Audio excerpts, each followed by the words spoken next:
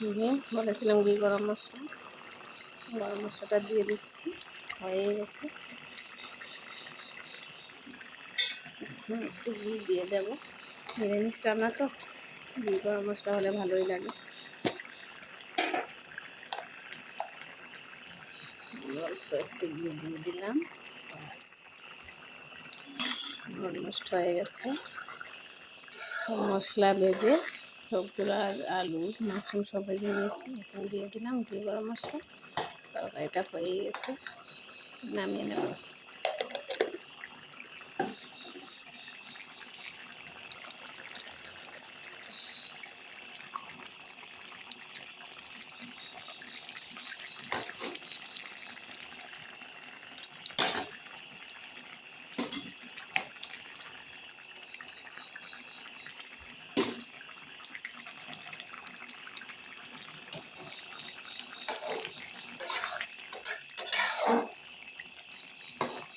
হয়ে গেছে, নামিয়ে নিচ্ছি,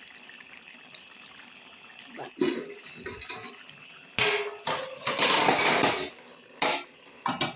সবগুলো পড়ে যাচ্ছে, তোমরা ভাবছো কী শব্দ হচ্ছে, এত রান্না কি। এখন একটু খেয়ে দেখি কেমন হলো। রুটি বা ভাতের সঙ্গে যে কোনো কিছুর সঙ্গেই ভালো লাগবে, টেস্ট করে দেখতে পারো তুমিও।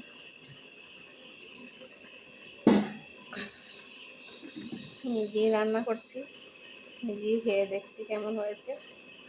আমার বড় আজ সাহায্য করেছে মাশরুম বানাতে। না, দারুণ টেস্টি,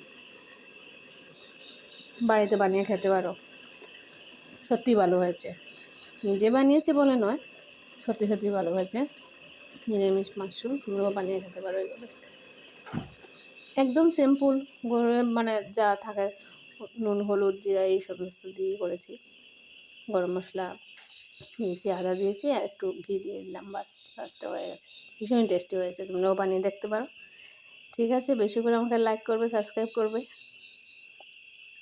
ঠিক আছে।